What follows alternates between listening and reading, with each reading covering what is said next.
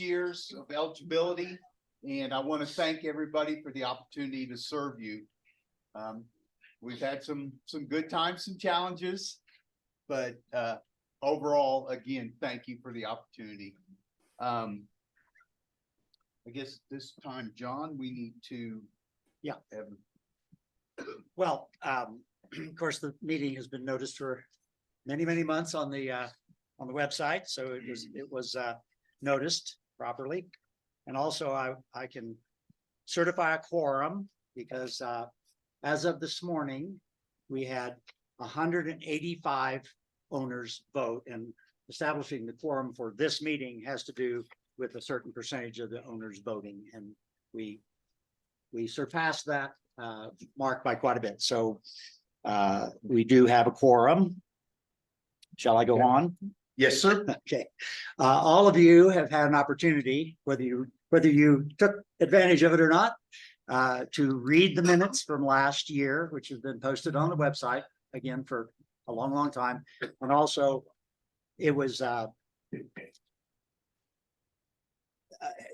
email was sent 2 or 3 weeks ago that to all owners that had those minutes attached.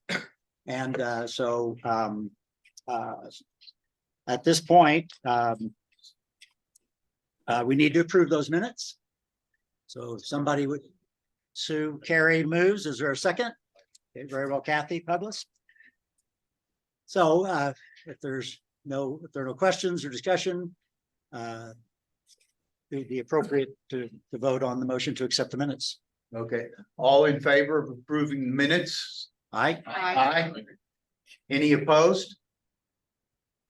Okay, the minutes are approved. Okay, the next thing that we will do is we'll go into the financial reports. Joe's right over here, coming up. First, before I start this, did everybody get a copy of these? Oh, and You didn't, you're gonna need one, going old school. yeah. I'll leave these right here. And let me also say that due to Prospector, being created here, we lost our audio visual, but we'll work to get something next year so that we're not just doing handouts. But we just didn't really realize that in time to get something this year. Okay, so like Rick alluded to, we're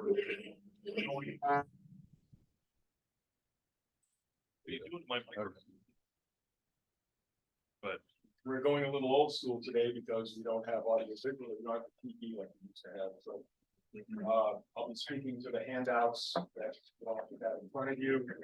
The first page is a snapshot of our balance sheet. And this is a summary of our balance sheet. It's not the full balance sheet. If you attended the board meeting yesterday, you got the full head-on look at our financial reports. So today it's just like I like to say a 10,000 view. So in our bank balances, our cash accounts, we have our operating account, capital account. The next 3 lines are our reserves. And I'll make a comment here. We've had our reserves in 3 designated banks. Liquid account, money market account in one bank, Bank of San Juan's in Durango. And then we had 2 banks where we had laddered CDs. We've taken a look at that, we look at the interest rates, how they move, and the ability to maintain our balances at any bank, any one bank below the $250,000 FDIC insurance limit. And we looked at the best way to do that, and that was to put our money into one investment account with a major investment firm. And we've selected Edward Jones as that firm, and we're starting the process of moving all of our money, all of our reserve funds into that investment account. We have the benefit of an owner who is here, who is an agent for Edward Jones, John Mills. John, would you stand up? Everybody see who you are. So John is one of our owners, so he's taking care of our money and his money. that's what we're doing on that. We have since closed the Bank of San Juan's account, drawing money out of it for the HOA portion of the lodge roof project, and then the balance of that has been moved over to different jobs. The next line is this resort glacier fees. This is where we collect money at the service and security desk for a rental of a $30 a night resort fee. And that money is held in this account, and then it's dispersed. Most of it goes to Glacier, and then we pay the site.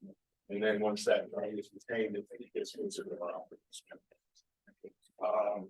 So our total cash on hand right now is $813,000, and we have accounts receivable of $1,842, which is primarily unpaid and regular. Go to the next page. This is a summary of our income statements. You can see the first line is revenues to date, just slightly under plan. We've drawn $200,000 from capital to support from our reserve to support the operations and capital projects for the year. We have administrative expenses, which is slightly under plan. We have operations expenses, which are slightly over plan, mostly due to a huge amount of snow removal. This year. Stand out. You all know, it was a pretty heavy winter.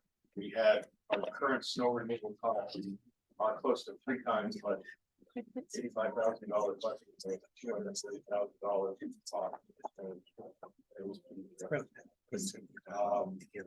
BHP contract labor. This is predominance of our maintenance operations. BHP is the company we contract with to do that. They're slightly over plan, but this is offset by building maintenance, which is in the operations above, where BHP has limited the use of outside contractors, which cost more, and gone to more inside labor to do our building maintenance and grounds maintenance. So there's an offset there, and it's been beneficial. Personnel expenses are slightly under plan, and utilities are a bit under plan. So under net income, even with the snow removal being 3 times budget, we're only running $17,674 deficit.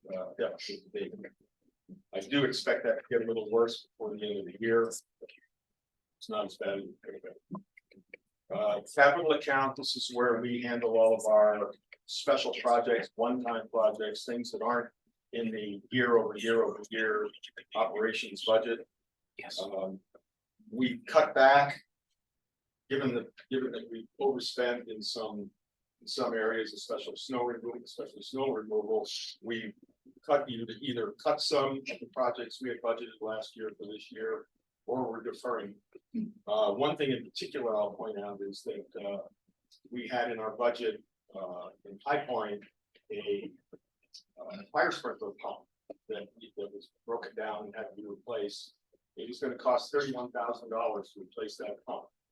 The BHP guys came up with the idea that, well, why should you replace the pump?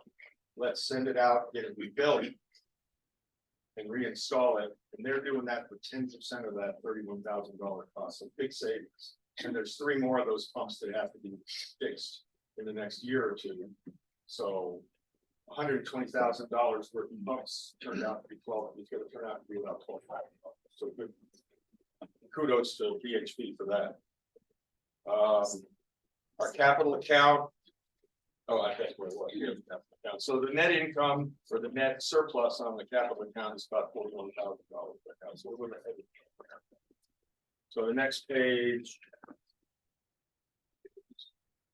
Permanent reserves. This is the list of the income that we budgeted to put into our reserves from various sources. When we budgeted last October. The bottom line there shows that our current balance in the reserves should be $935,000. However, the $207,000 that was designated to be spent on the lodge roof project has not been deducted from that yet. So the actual balance in our reserves is something under $17,000. That's a journal entry. And then the last slide, page, is our service and security desk. Not much to say there. We keep a separate budget on this, so we keep an eye on it. Not in funds between the service and security desk and our operations accounts, and that's running slightly under budget, right? Slightly deficit at this point. So the last slide is this one. And we'd like to do this here at the annual meeting. It's a where money go, and this pie chart gives you a snapshot based on budget. Where we spend our money. And you'll see that the biggest hunk goes to utilities, water and sewer, electricity, satellite TV, internet services. And so that's where we spend the largest chunk of our money. The next largest chunk is maintenance operations, taking care of our buildings and keeping this place up to snuff. And then personnel and BHP labor. One thing I'll point out, I'll comment on, and I can't give you any details now, but that insurance slice of the pie. Many of you have heard what's going on in places like Florida, California, and Colorado because we're in the national forest. Insurance rates have gone up, and they're going up a lot. And so we're going to be looking at a significant increase in insurance costs. We don't have the numbers yet. Our policy expires in about 6 weeks, but we have people working on it, and we do expect to have quotes before too long to be able to make a decision on that. Any questions? Thank you.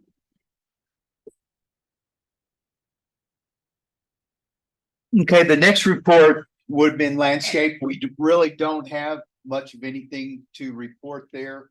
Because of the economic conditions, we had cut back the budget on landscaping to start out the year. And then because of the snow removal, we cut it back a little bit more.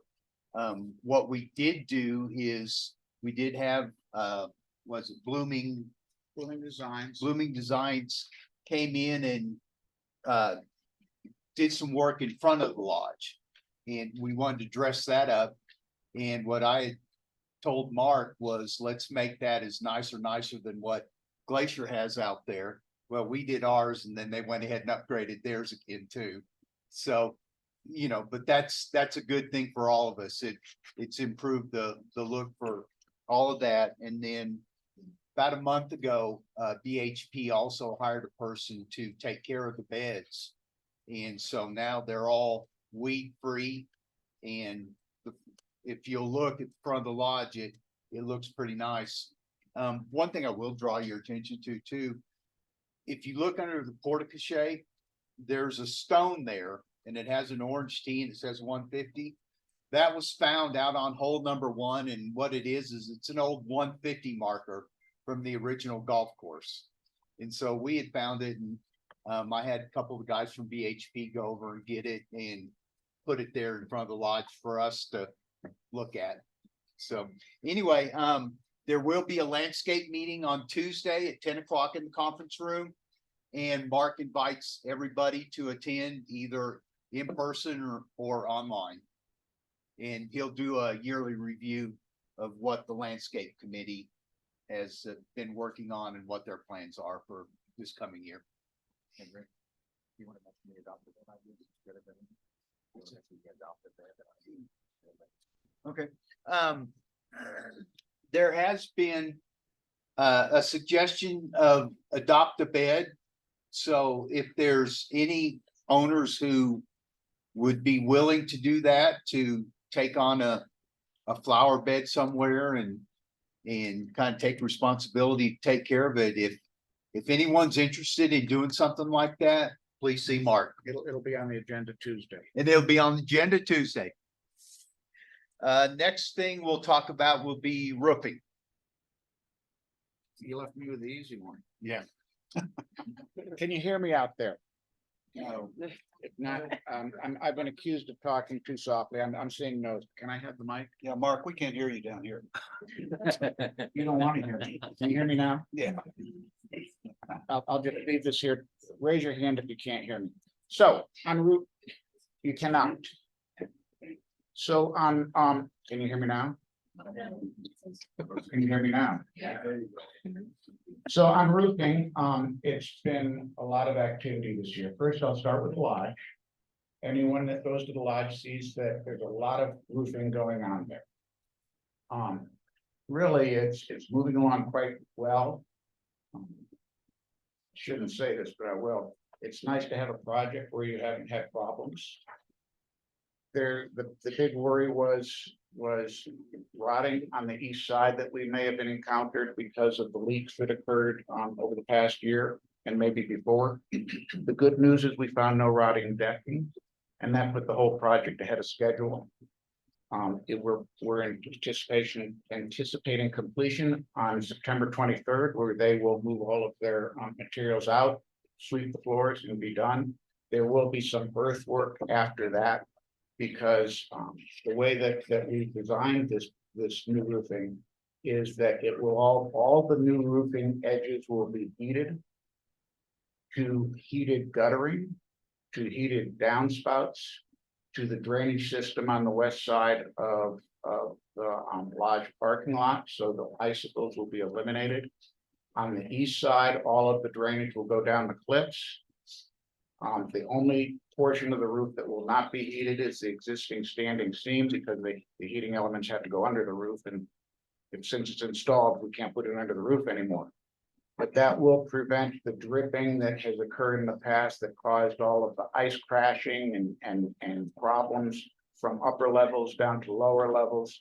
And we believe we've got a solution that is going to be the owners or occupants of the lodge are going to be very happy with the result that they see this winter. So the lodge is going well. The clusters are the next project.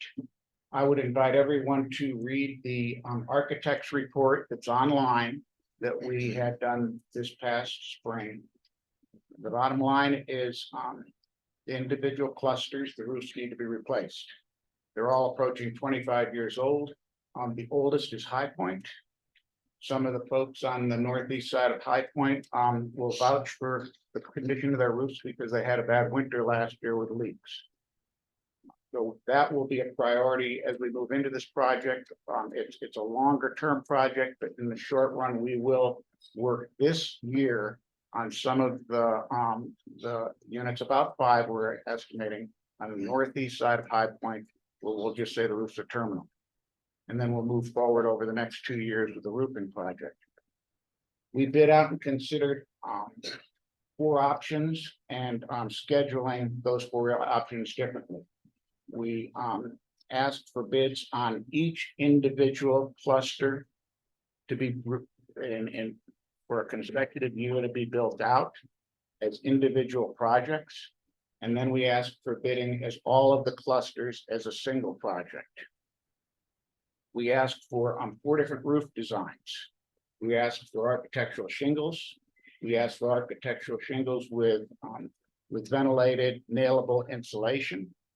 We asked for standing seam, and we asked for standing seam with nailable foam insulation. I invite everyone to go to the workshop that is posted online, where we spent a lot of time with detail of all of these with pictures and everything that takes a lot of time to explain, but it is online. So yesterday at yesterday's board meeting, we decided on standing seam, it's a tongue twister. Standing seam steel metal roof panels for all the clusters as one project. So what that means is, and by doing that, we benefited from economics of scale, essentially a production run of materials, which gives us a good discount on all of the materials, buying them up front. It's a lot of steel. We eliminate inflation risks by buying everything up front.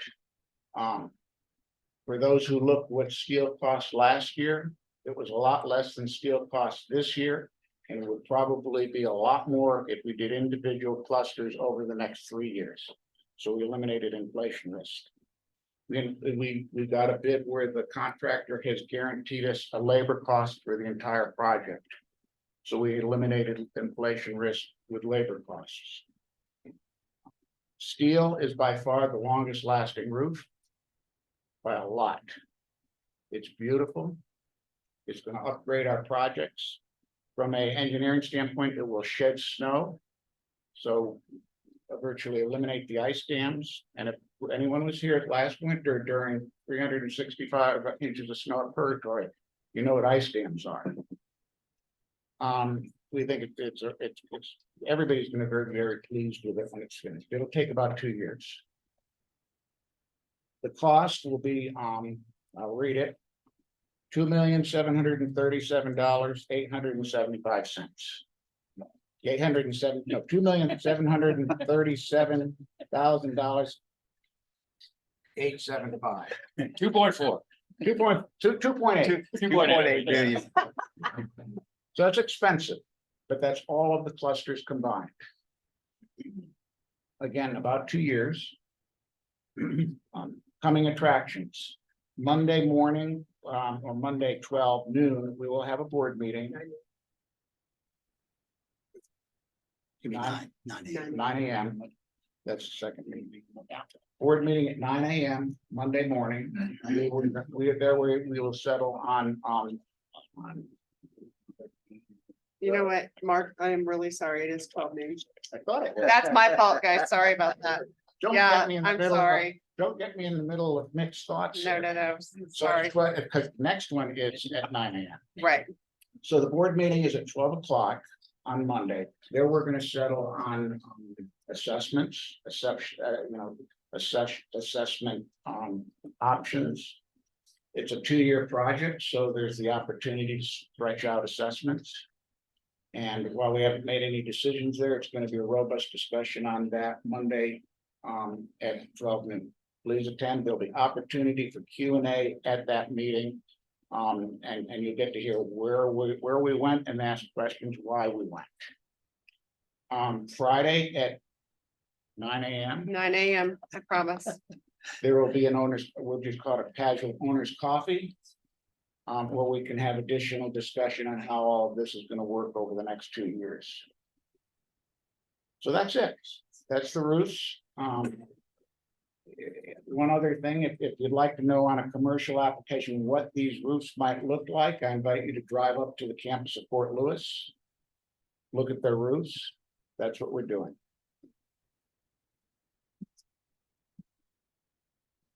A little on the bidding process that we went through for the clusters.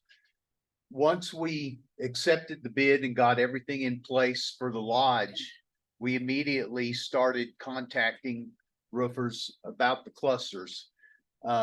Paige and Elisa and Gary started contacting roofers, about 20 of them from Grand Junction to Albuquerque, and asked them, can we send you a bid package? Would you be interested?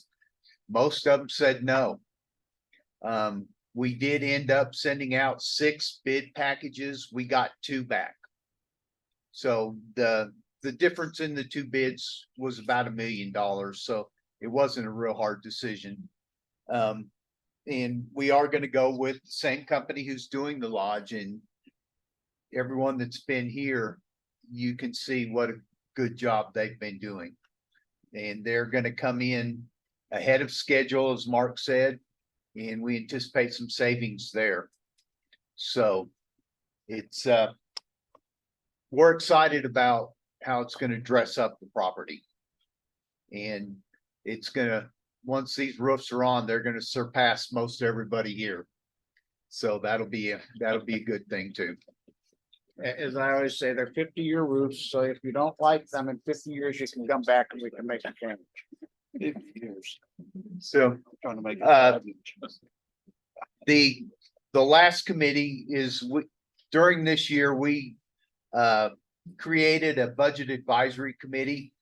by request of some owners, so we created an ad hoc committee.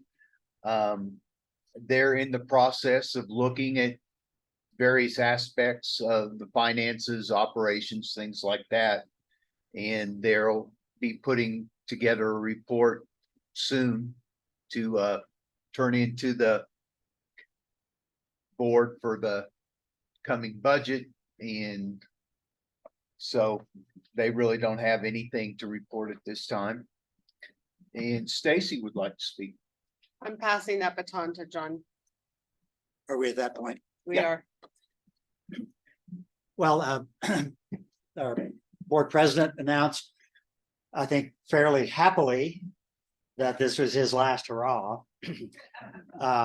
But those of us that serve on the board know how much time and energy it takes to be the board president. I know there's some of you out there that know exactly what I'm talking about. And Rick has done an excellent job of leading this board over the last couple of years, and he's been a very loyal and productive board member over the 6 years. I'd point to the fact that with Mark's assistance, Rick appointed a landscape committee. And that's been one of the most active committees that we've ever had at Taco. So both Mark and Rick deserve credit for that committee's activity. Also, Rick, always thinking of the best interests of the association, has worked hard on fire mitigation, worked with local authorities on fire mitigation. And of course, with the Joe's explanation that insurance rates are going up, everything we can do to show that we are not a big risk is going to be very helpful. And by the way, all the roofs are not going to burn. So that was one thing about the lodge being made of wood, lodge roof being made of wood. That was big vulnerability. So Rick has led the charge on that. Also, there was a big transition during his time in in maintenance. And this is the first year that we have the contract with BHP. And again, I think that took foresight and willingness to take a risk on Rick's part, because it's something we had never done before in terms of going outside of the institution for that service. And of course, these roofing projects have been heavily on his mind for quite a few months. And not everybody is happy with everything that we do, as those of you that are on boards know. And the president gets to take the hits. Even though the board makes the decisions, the president gets to take the hits. So, and he's had a few. But I just wanted to take this opportunity to thank Rick for his service. He's done a wonderful job, and we'll miss him.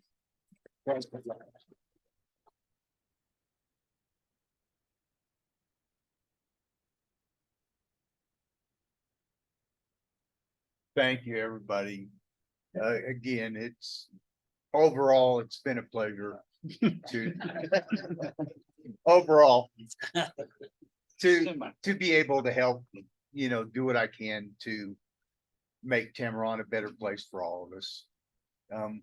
When I did get on the board, one of the things that I did see was that home values were starting to go up, and we were kind of getting a little raggedy around the property. And so that was when I became president. I wanted to try and do something to upgrade the property, and asking Mark to do it was one of the best decisions I made. Because Mark just took the ball and ran with it, and his leadership with the people out here that helped him, they've really done some good things, and we have some good things planned. We want to move to some xeriscaping. We have a lot of mulch chips from the fire mitigation. That was all, what's the term? It's up at Electra. Yeah, anyway, yeah, It's up there. We got a mountain of mulch up there. I contacted Jim Goodman. A lot of the construction going on up there. We got all the boulders we want. Also, Mark contacted the highway department, and all that stuff you see falling across the road, we can get our pick of that. So, you know, we'll be able to do some things that'll cut down on water usage, labor, and it's not gonna cost us anything except the labor to put it in place. So that'll be some good things. I am told that the audit team is ready to go ahead and give their report. So you all might recall that in years past, we've used an accounting firm from Grand Junction, Todd Beckstead, as our auditor. Todd's retired. So we have engaged the services of an accounting firm that we have a longstanding relationship, Frederick Zink. They're in downtown Durango. And Michelle here is their representative, and she's gonna deliver the audit report. Now, this is their first time doing it. So it's been a process. It's been a long time on the phone with your associate, answering questions. So the actual full audit is not quite done yet. We usually have it done by this time. Next year we'll start earlier. But it should be done and online for your review by the end of this month. But Michelle is here to give you a summary overview of what they did and what they found out. Thanks, Michelle. Thank you. Thanks for having me here today to speak to you all. My name is Michelle Sinio. I am the audit partner and an owner with Frederick Zink and Associates. I've been there for over 16 years, working under Sydney Zink, and have actually had other work with Elisa in the past when she was her mom and they were at the firm. But in the past, we've been involved with a little bit of what happens here with Ballot County mostly. And being able to take on the audit side, what we do is because it's a brand new audit, we look and pester Elisa as much as we can. We go through and we ask, you know, what are your internal controls? What are your processes? And we walk through all that to understand what could go wrong with the system. Is there one person having too much involvement in one area that there could be a risk to the financial statements? So our overall audit is risk-based. Through that process, we test a sample because we can't sit there and test every transaction. We would still be under with Elisa. But through that process, we looked at cash receipts, we looked at payroll, we look at deposits, we look at how the money comes in, how it goes out. Is there support to back that up? Is there appropriate approvals? If there are policies in place, are they following those policies? And through all that work, and the first year audit, I would say, is probably the hardest because we're learning more about what you all do, how you do it. But that's a good process to go through because it's a different set of eyes, different set of questions. We did take up a lot of Elisa's time, but it was very helpful on both sides. Through that process, we didn't identify any concerns or anything that we would recommend that anything was wrong. The financial statements are not materially misstated. They are accurate in the way that they're presented. So overall this year, if there were any concerns or any deficiencies or material weaknesses, we would issue a letter. We do not have any of those issues or concerns. Everything went very well. But I am here to talk to you all to let you know that we performed an audit. We are independent. We are required by standards to make sure that we're ethical, we're independent. Elisa might give us answers and Joe, but we don't stop there. We say, great, show me support. So that there's a lot of backup to justify what's in the book. So at this point, I just wanted to let you all know that the audit has gone very well. We have no concerns. Again, as Joe mentioned, it will be published at the end of the month, available online. But I'm here to answer any questions if you have it. I have one. You're you're not anticipating any audit exceptions. No, correct. Thank you. Correct. You're welcome. Glad to hear that. And at the end of this audit, we give a letter to the board that says this is how the audit went, if there were adjustments, any concerns, disagreements with management. There's nothing unusual with that letter, it's typical. And then the last thing we do is we have Elisa sign a management representation letter and sign it with blood, saying that she told us the truth, the whole truth, and none but the truth. But that's kind of where this audit goes, and then next year it'll be a lot easier. We try to make sure that we have an element of surprise in every audit, just so that from a management standpoint, they can't guess what we're gonna do. So we try and test things that are unusual as well. So, I have a question. Sure. Are you going to issue a management letter with any comments or recommendations on internal controls? Oh, sorry. I asked if they're gonna issue a management letter with any additional recommendations on internal controls, not anything that we did wrong, but perhaps helpful suggestions Right. based on your observations. So so we typically, if there are anything that's just a recommendation, it's not your internal controls are wrong. If there are those things, we will communicate those verbally with management. We do also like to keep a list of those and issue a letter, but that's more internal. It doesn't typically go to the board or anyone outside of unless Elisa and management decide to provide that, but that's more for their purposes. But yes, typically we would. Okay, thanks. Any other questions? All right, thank you all so much for having me here today. Thank you. You know, I'd like to say that this is now the third public accounting firm that we being Tamron have used. And there's never, ever been any question on anything. So it's a tribute to the current and all the people before us for their accounting procedures, and everybody can feel very comfortable that your money's being managed well. So. Mr. President, I'm not trying to be argumentative. However, I'm gonna do it anyway. there was in the past, quite some time ago, we did receive some advice that we had, the board had not prepared the Eric, help me, Long-term asset. long-term asset. And the good news is that Mr. Tibbetts was on the board at that time. And he really took the bull by the horns and created this for us. So again, I would Nothing to do with money. It was no, just I'm a not projection. suggesting there was anything untoward, but it was something that we just fell through the cracks over time. But once that was pointed out to us in one of the audits, we took notice, and then over a period of a year or so, again with Mr. Tibbetts' leadership, we were able to. We now no longer get that remark. Okay, at this point, John, I'll turn it to you for the election.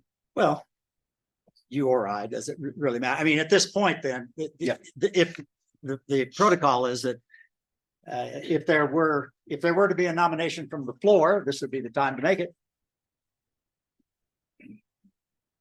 Again, this is your last chance to nominate yourself or anybody else. Come on, it's fun. It's great volunteer duty.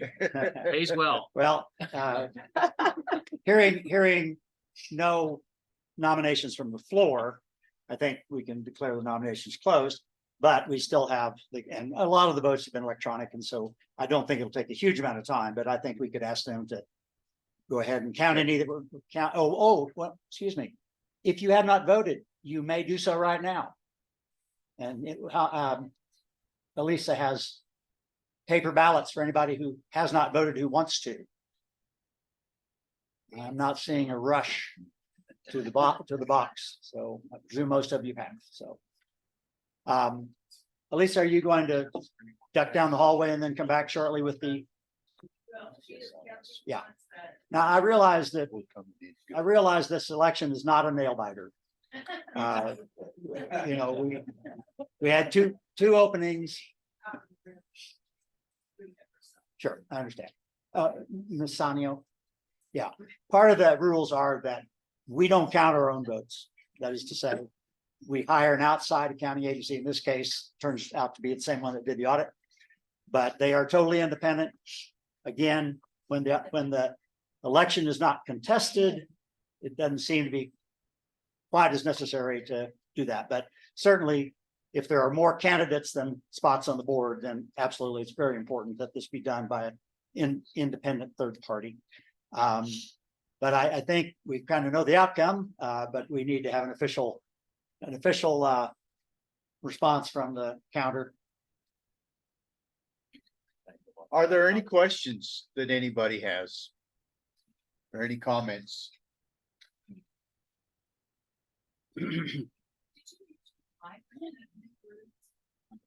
The one on the lodge is rated at 25 years. The new ones on the clusters will be 50. Yes, Maybe a status update on the pipes in the lodge. hey, we contacted a firm out of Denver to do a study for a replacement project. At the point that their estimate got to $7 million, we shut it down because we were spending in the neighborhood of 18,000 per year on repairs.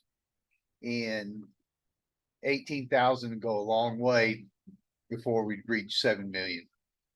So, the last number that I saw so far this year, we spent 14,000. So, maintenance costs overall, as far as repairs requested by owners, are down. I think a portion of that is the work that VHP is doing in prevention. You know, we are over on, you know, Joe alluded to snow removal, but there's other things that they are finding that were neglected over the past several years. So we're having a little more expense there. Go ahead, Joe. Yeah, we were in budget, the board meeting yesterday. Saw this, we created, starting this year, we created an operations maintenance account. Cast iron, rain, waste vent replacements. We budgeted $30,000 to be conservative, and thus far we spent 14 on in our program of replacing them as they break. Yeah. Rather than going in and doing a wholesale replacement. Yeah. And so we also have those in the clusters as well. Yes, That's property wide, that's not just one building. It's all of them. So when those issues come up in cluster units, those are covered by the association or the individual response. Generally, The it's covered by repair. association. yeah, I had one this year. The repair portion is covered. But we went ahead and elected to have the cast iron replaced, so I had a repair of about 6,000 personally. But there was about 500 that was covered by the association. Yes, When these pipes, at least budgeted for the cast iron pipes, can they be replaced proactively with that budget, or is that budget only for when they break and are required to be replaced? that goes back into the proactive $7 million. And we just economically, that's not feasible. Yeah, no, the reason I asked is like on an individual unit perspective. If you would want to do that, you're more than welcome to do it.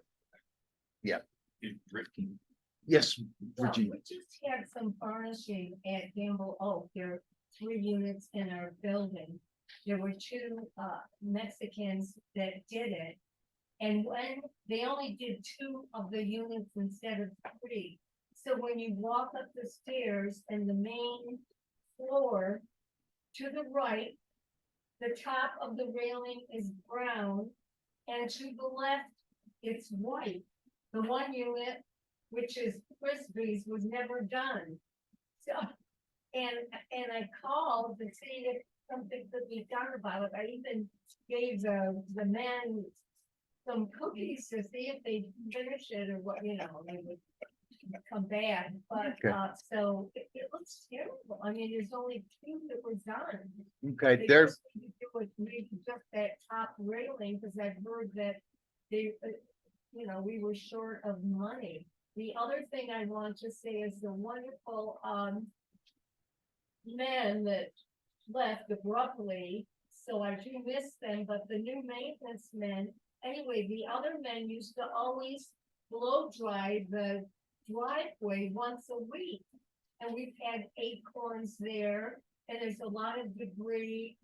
And you know, it's really dirty. In fact, you can actually fall on the acorns, but they're not there all the time, but it used to get cleaned with that blower once a week, and it doesn't anymore by the new maintenance people.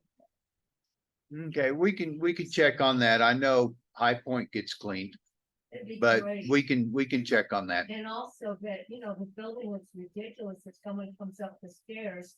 And I guess we never noticed it, but you go to the main deck and to the left, there's a white top railing, and to the right, it's all varnished nice and brown. It's, you know, it looks terrible. Whether Gary noticed it or not is irrelevant, Virginia. I just have to call when Bobby somebody- has heard your concern and they'll take a look at it. Thank you. Hey, Rick. Just go back to the drain lines, and I think Drew, you and I talked about this when you came in, you talked about doing a remodel with virtually all the owners who have come in and talked about remodels. What we're encouraging them to do, if you're gonna be getting down to the studs, we encourage you to remove and replace the cast iron. The drain lines that are within your unit, you will be responsible for, and those drain lines that are inside a common wall, that's something that Taco would be responsible for, but we encourage people to do that so that we don't have to spend the $7 million all at once, that we can do this on a piecemeal basis, but it's also a proactive basis. We're not just reacting to a leak. We're trying to get this done before anything happens. So if you're gonna do a remodel, we encourage you to do that.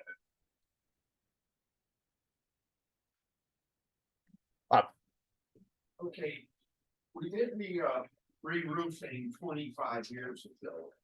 And we did that without a special assessment for the homeowners. Now, 25 years now, we're having to do a special assessment for it. Why have we not been building up a reserve to do this? We have been. We have been, but back then prices were a lot cheaper. In 2017, when we did the lodge exterior remodel, the estimate at that time was 200,000 to replace the roof. Mhm. You know. Fast forward 6 years, the cost went up to 800,000.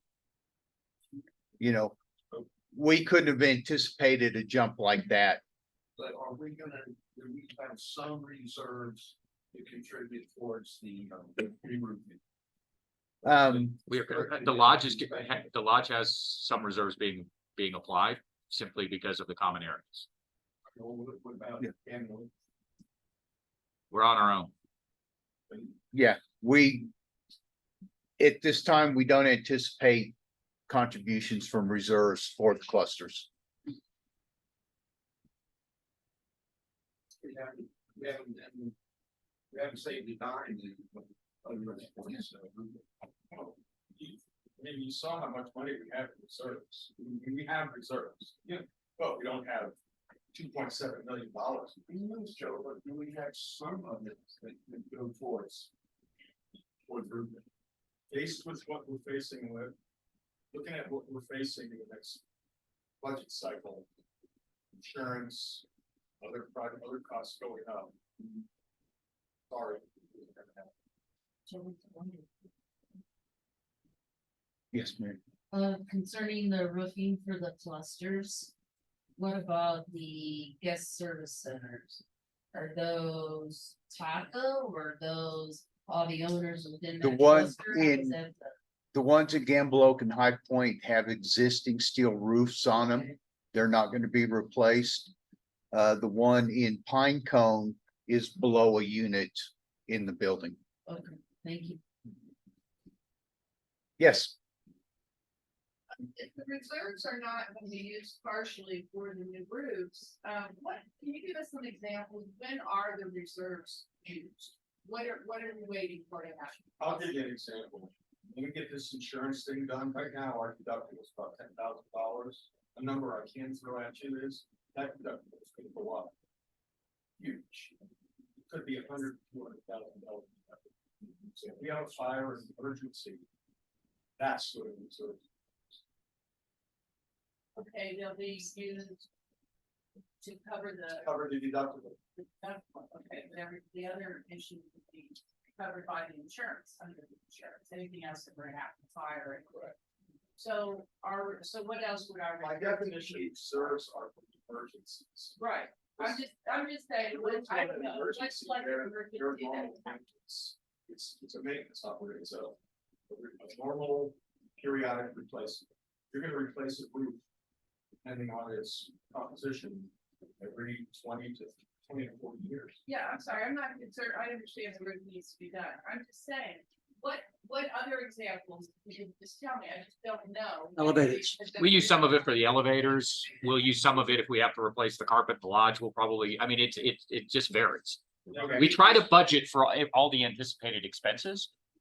But we do have to dip into reserves. I would share with you that we put about $120,000 a year in reserves, give or take, Joe. Yeah. So We should be putting about $250,000. we should be moving more. So, And that's an answer to Bob's question.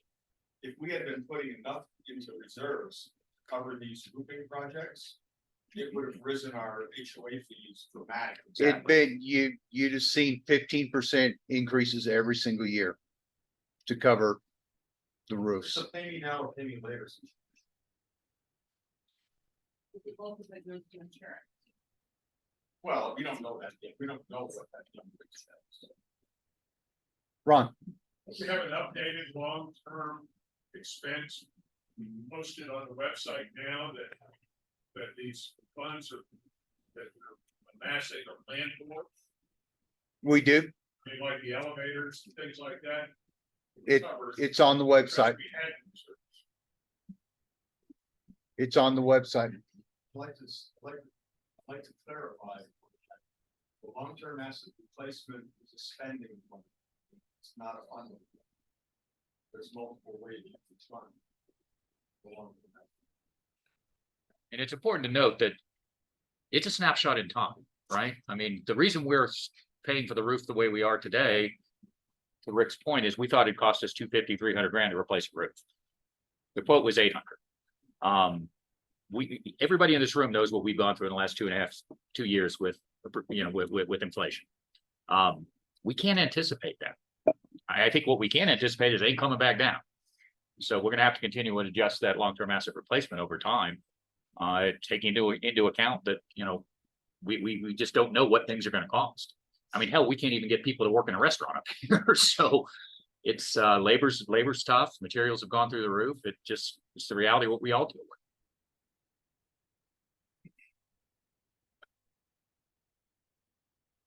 Vicky, Question about, so we've got friends that are up at Cascade, we've heard a couple things, like their insurance went up 4 times.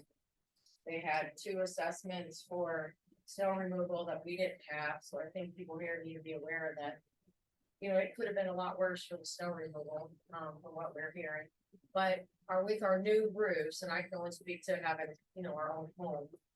Is that gonna help us with the insurance costs? I mean, I know you guys. It's gonna help us get Yes. insurance. Yes. Yeah, it already has. With that cedar shake, we wouldn't be getting any insurance. Okay. So- okay. We wouldn't even be able to get a policy. The lodge roof was still there, the old one. We couldn't get anybody to run us. And just to clarify, Cascade's insurance premium went up 10 times, 10 not times. 4 times. Yeah. We were told by a condo owner 4. but Yeah, that's- it's 10, it went from like, for one person, $45 to $450 Per month, per month. But I also. just for insurance. Cascade's fire risk scores, on a scale of 0 to 100, is 90 plus. Okay, Ours are between 50 and 75. so we should be looking quite at that. Right, right. Okay, Yeah. that's kind of why I wanted it, because that kind of scared us telling us that, but I also wanted to point out. for the sake of the board, it seems like you guys are kind of getting hammered on this reserve. That I'm impressed that we didn't have to get assessments for the snow removal like other people have.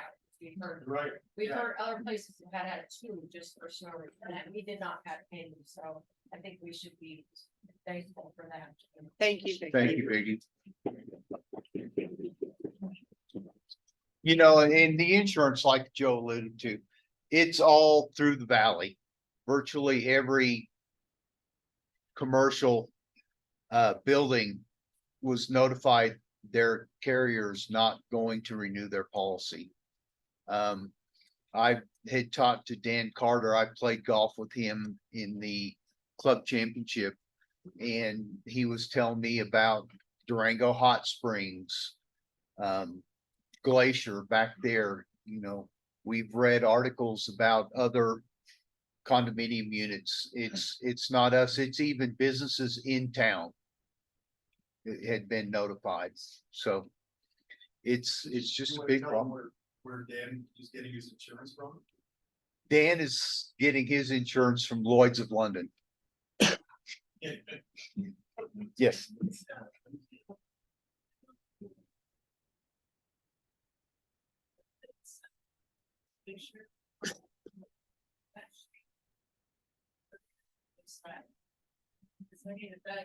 We contacted them to see if they wanted to do anything while we did ours.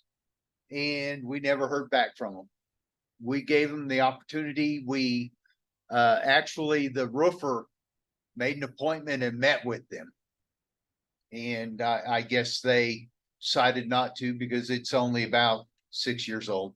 I was questioned about this from at least one of the brokers that I've worked with, for this policy. And they asked me about that shaped roof, is it gonna stay there? And I said, it's not our building, it's not our property, we have no control over it, we notified them like Chris said, but they haven't done anything about it. Then he asked me, is there a firewall there? Yes, there is. Ah.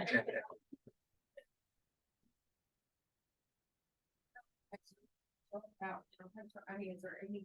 I can't, I really think. I mean, it's gonna be more, probably gonna be significantly more, but at this point, I'd be afraid to put things out there. We are so lucky to have Joe here. Yes, we are.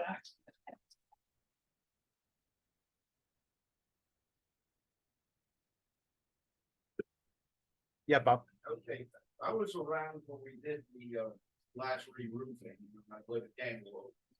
And that is not the shape roof on that building, it's a fake shape. And it is fireproof. I got a little piece of it. Tested it myself. One of the pieces that fell down.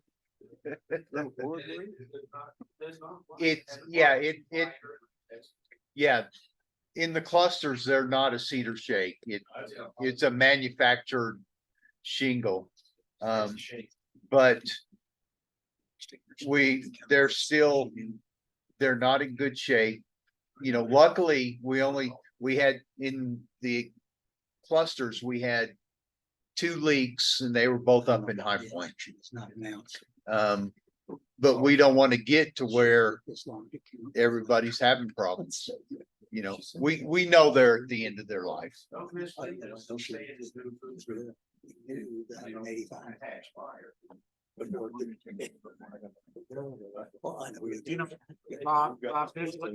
Bob, I don't think the shakes are what is the immediate insurance problem.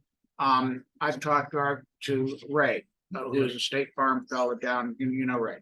And he said it's not necessary, it's in terms of his opinion, insurance, and I'm not saying State Farm is doing insurance, but he said it's not really a benefit to the clusters that you can quantify, but it isn't gonna hurt to say that you're moving to steel roofs. And I think that's in terms of the clusters, that's the representation, not that the insurance, not that they're wood shakes. I've seen the, and I agree going to steel roofs is a pretty good idea. Thank you.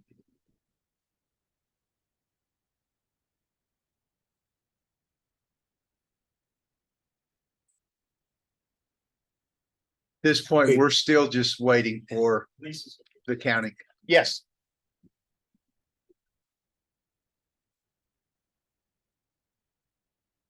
That's, Not that we've heard. You know, they are not disturbing any of the mitigation work that had been done previously. You know, all their work is up above that. But we have not been informed of anything. Yes, I noticed that they're putting that conduit or whatever on the lodge now to Mhm. run the wires. They've cut holes in the wall. Are we gonna have the back guy come in here and seal those up? they'll seal them up. Or they'll seal them?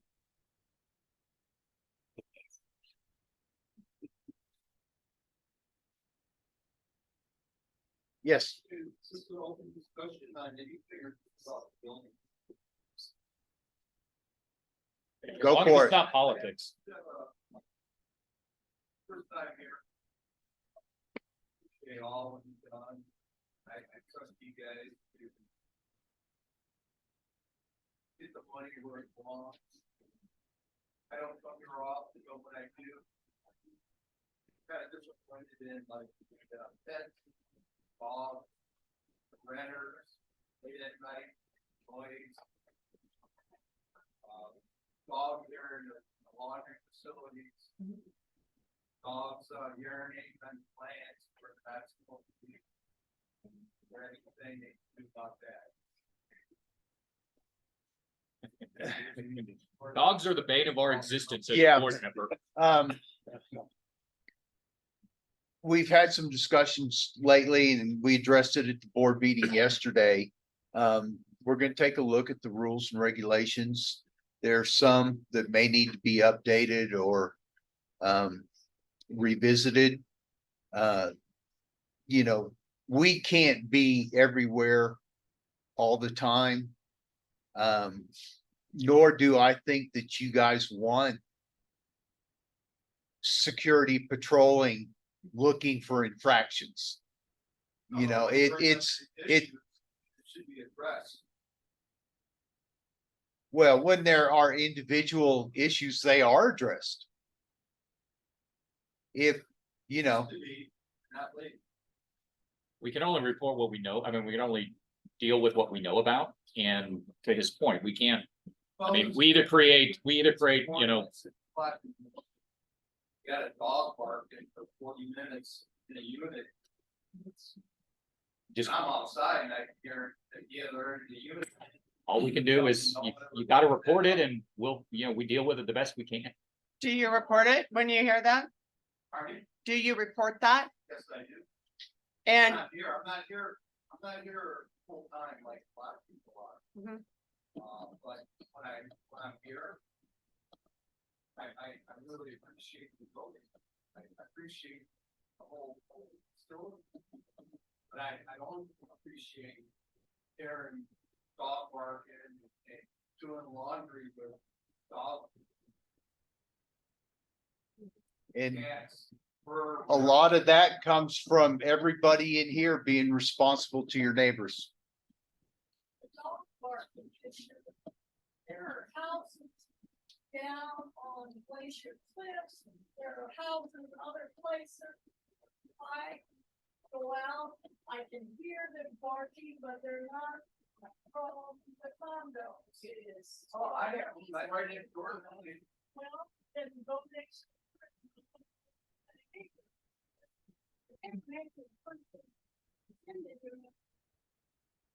Wanting a dog and barking at the same Mhm. once.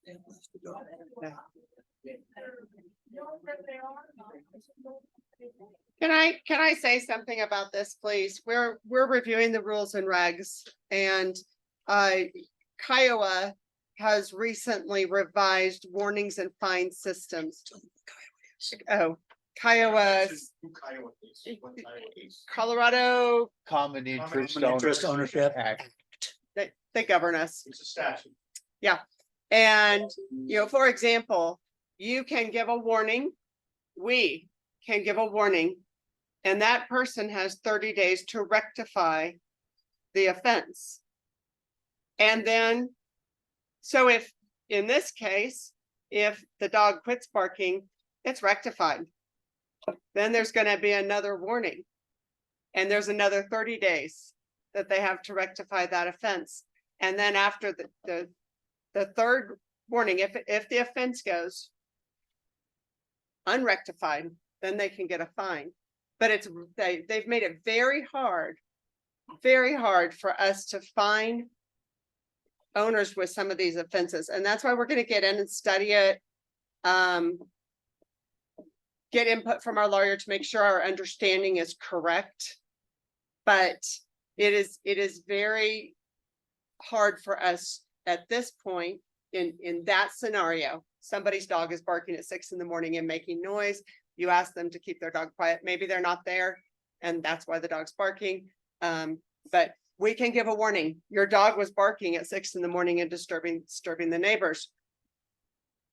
Right now, that's all we would be able to do if by the next day the dog had quit barking. So we're,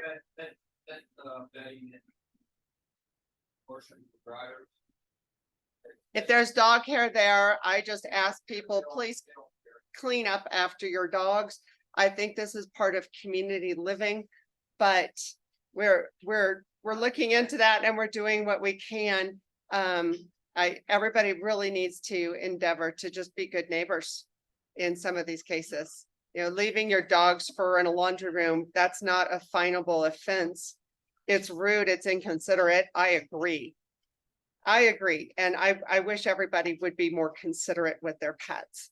But know that as a board, we are now revisiting this, trying to educate ourselves with the new rules, make sure we're right, because we don't want to get in trouble, but also make sure that to the degree we can, we're supporting you guys.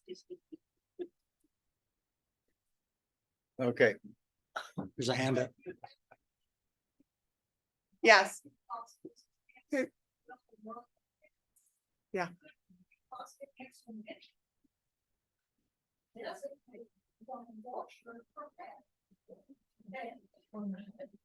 Yeah, the one at the laundromat in town.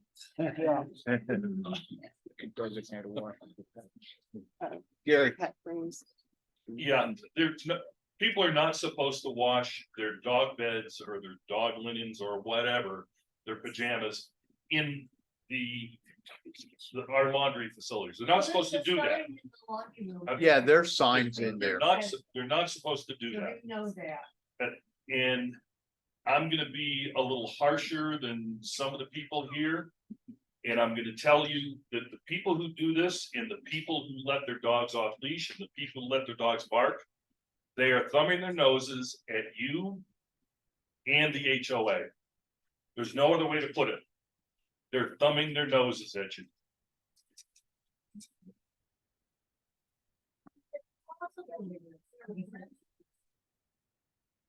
In a couple of cases, yes. And here, this goes, but this still goes back to owners because last year we had 2 owners, VRBO owners, who advertised on VRBO, Pets Welcome. We had one this year who did the same thing, and then they put in service animals only. But it says Pets Welcome, 50-pound limit per pet. These are owners who are doing this. Yes, there are some guests who bring pets here that we don't know about. We don't go out and look at the cars. The front desk doesn't go out and do an inspection. But for the most part, this is owners. They all have. Terry, go ahead. Yeah, but they don't, they get a key and they drive down the road. Whoever's at the front desk and say the rules, and about the rules. They do. They initial a blank on the check-in sheet, and we checked with a couple of these this year. They initialed, no, I have no pets. And then you find out, oh, they've got 3 dogs. Yeah, we have them put it in writing, but they lie. However, most of the problems, as Gary said, owners, it originates with the owners. Go ahead, Terry.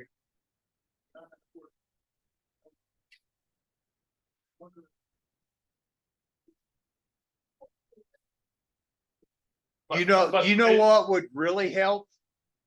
If we had people who wanted to volunteer to be on a rules and regulations committee and take some ownership of all this stuff. Rather than just sit here and say, this is a problem, this is a problem. Andy's got rules and regs. Got a Andy problem, has report it. rules and regs. He will gladly accept any help from anybody out here. Yes, I drew the short straw. And New all guy. emails and phone calls be directed to Scott. Okay, Anybody last, wants to comment last about- comment, because we're holding up Michelle, and that's rude on our part. And Stacy, reminder from what you said, these, something that's outside of you guys' control, basically kind of ties your hands from an enforcement perspective. Things Yeah. that you said, but from a fines, there's rules that are external to the board that kind of prevent that from you guys from taking that action. It sounds like a lot of people would like to see. Yeah, an unenforced rule, but it's not really an unenforced rule. We're just very limited legally as to what we can do. And that is kind of the point that I wanted to just highlight. This almost sounds like something that is more of a owner's responsibility to an extent, to do a little bit of extra work just to kind of come through and say, hey, you know, if I really don't find it, consider it when people do these types of things, and to be polite about it, but at the same time realize the board really, it sounds like they can't do that much about it, so we have to take it as incentive to do it ourselves, so we're things. But obviously in a respectful way, and that's a hard line to balance. Well especially said. Lots of people having trouble. Thank you for that. Thank you. Let's go ahead. and Give the results of the election. Drum roll, please. Thank you all so much. I'm here to count the ballots every year, making sure that there is an independent count and we verify. This year, the Greg Collins and Joe Carey both have been elected to the board of directors. I'm shocked. All right. Thank you, Michelle. Okay, is anyone else on the board have anything else? Well, then I would ask for a motion to close the meeting. Okay, and we have seconds. With that, then the meeting is adjourned. We invite everybody to go over to the lodge where Julie and Savannah will be cooking hot dogs and have drinks, and hope everybody will come and enjoy. What? North deck, on the north deck. Oh.